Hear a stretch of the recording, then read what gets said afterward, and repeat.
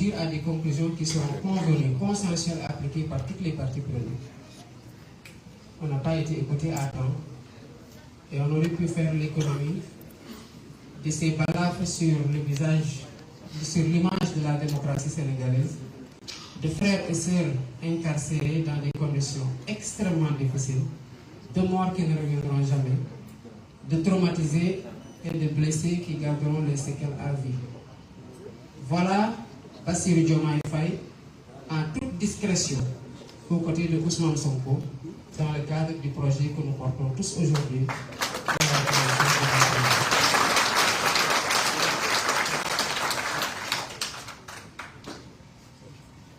Et pourtant, j'ai fait ça après avoir refusé de prendre le bracelet en prison parce qu'on me l'a proposé.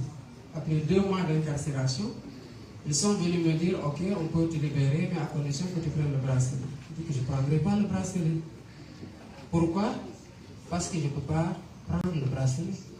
Je n'ai rien fait. Quand vous aurez fini avec votre ingénieur électoral, mais remettez-moi là où vous m'aviez trouvé, à savoir mon bureau à 22h, à des heures d'arrestation illégale.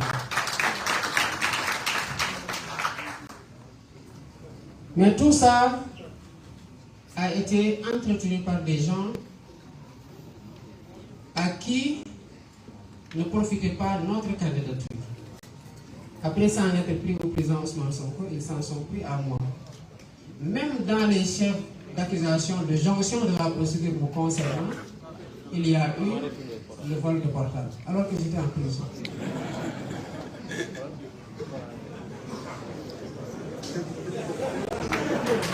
Nous avons le portable.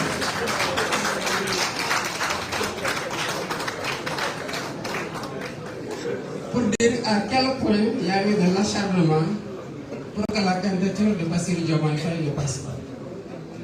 Mais parfois, certaines personnes sont déroutées quand ils sont confrontés à la logique politique du projet de PASTEF qui est incarné par le président Ousmane Sonko.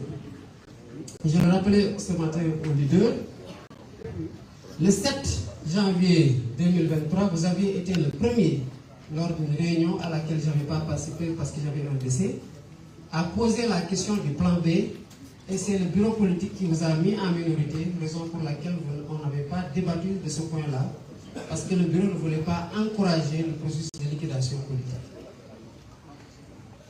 J'ai rappelé votre formule qui décrit la logique politique dans laquelle vous êtes tout le temps inscrit, à savoir que le Sénégal n'a pas besoin de messies ni de héros, mais d'une masse critique de citoyens qui sont conscients des enjeux.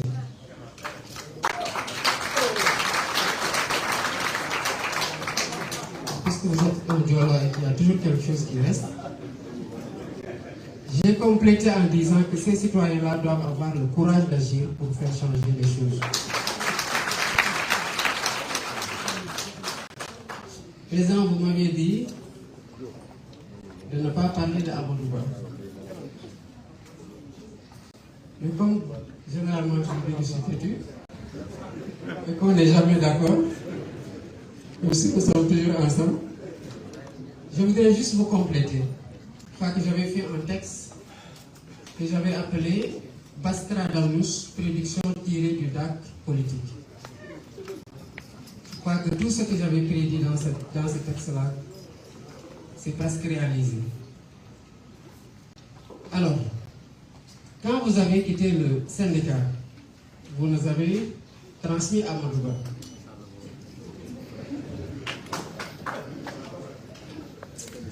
Et de la même façon que vous aviez été cette vigie-là pour réduire à sa plus simple expression la catastrophe qu'il était en train de faire au niveau des impôts et plus tard au niveau du ministère de l'économie et des finances, nous avons continué sur cette perspective, dans cette perspective-là. Et en 2016, vous pourrez toujours vérifier ça, le syndicat autonome des agents des impôts et domaines dans lequel j'étais avec Birame Souleye Diop, les Wale Djoubodjian et Elimane Pouye et consorts, a organisé une conférence de presse pour dire « Basta, ça suffit ». Parce qu'à chaque fois que les agents allaient en contrôle fiscal et qu'ils faisaient des redressements à coût de milliards, illégalement, Amadou Ba décidait d'une simple lettre en violation des dispositions de la loi qui dit qu'aucune autorité ne peut, sous peine d'en être personnellement responsable, entraver le recouvrement des impôts et droits et taxes de toute nature. Il y a eu la première fois qu'il l'a fait, c'était dans un dossier de cimenterie. Vous aviez même, en tant qu'agent, menacé de porter plainte. Il y a eu un rétropédalage de sa part. En 2016, nous avons dénoncé ça. Nous sommes allés organiser une conférence de presse pour lister tous les dossiers sur lesquels Amadou Ba avait compromis les intérêts du trésor public et donc des Sénégalais au profit d'entreprises étrangères. Et nous savons tous que cela n'a pas été fait gratuitement.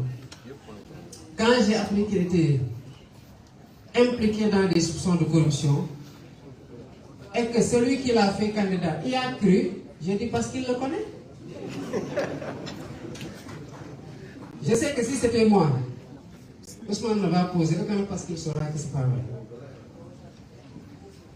Donc c'est parce qu'on sait qu'il est dans ces pratiques-là qu'on a voulu en savoir un peu plus.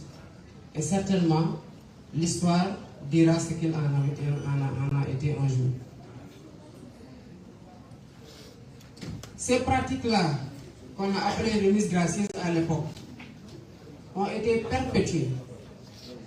Et cette année, j'ai dû discuter avec le député Guy Marius Sagna pour qu'il dépose une demande de mise en place d'une commission d'enquête parlementaire autour d'un redressement de 150 milliards qu'ils ont abandonné en ne prenant que 14 milliards.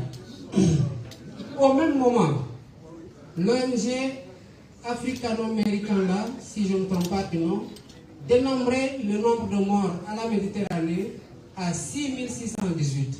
On abandonne 14 milliards pour 150 milliards.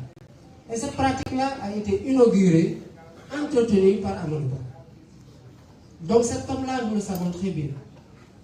L'expérience de gestion, ok, mais l'expérience d'Amadou Ba, personnellement, j'en veux pas. Je ne veux pas d'une expérience de violation des lois, d'une expertise en coup bas, d'une expérience dans les malversations, les détournements. J'en veux pas.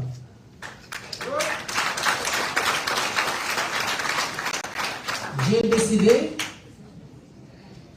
pendant 15 ans que j'ai été aux impôts, d'être un fonctionnaire orthodoxe, vertueux, sérieux et compétent au service de mes collègues dans le cadre de l'engagement syndical où j'ai contribué grandement à améliorer les conditions de travail et de vie. Il y a encore plus grave nous concernant. Quand vous nous avez légué le projet de réforme du système de rémunération aux impôts et qu'on a achevé la réforme et qu'il était question de transférer le projet au ministre du budget d'abord Abdoulaye Daouda Diallo qui avait dit si vous entendez, si ça arrive ici, je vais signer. Amadou Ba n'était pas pour la réforme, mais il ne pouvait pas résister aux syndicats et à la demande interne de la DGID. Qu'est-ce qu'il a fait? On lui a mis la pression parce que le ministre nous avait dit, j'ai pas reçu. On l'a interpellé, il a dit, j'ai transmis. Sous notre pression, vous savez ce qu'il a fait? Il a fait une fausse lettre de transmission antidatée, numérotée, signée de sa main pour nous la donner. Quand on a vu les chiffres, la numérotation par rapport à des lettres antérieures qu'on avait échangées et à la date, on a su que ce n'était pas vrai. Et demander aux agents des impôts et domaines à cette époque-là, à savoir en 2014, ils vous diront qu'on avait même attaqué ça dans l'intranet de la DGID. Il y a encore pire, mais je m'en arrête là. Le projet pour lequel vous avez fait le choix, qui entre en droite ligne de votre logique politique. Vous n'avez jamais mis en avant votre propre personne. Au-delà de l'épisode du 7 janvier 2023, je me rappelle, quand on a reçu la JPS un jour et que les jeunes disaient que nous donnerions notre vie pour toi, vous lui avez dit non, personne ne va mourir, parce que si même je n'étais pas là, vous devez être en mesure de continuer le projet.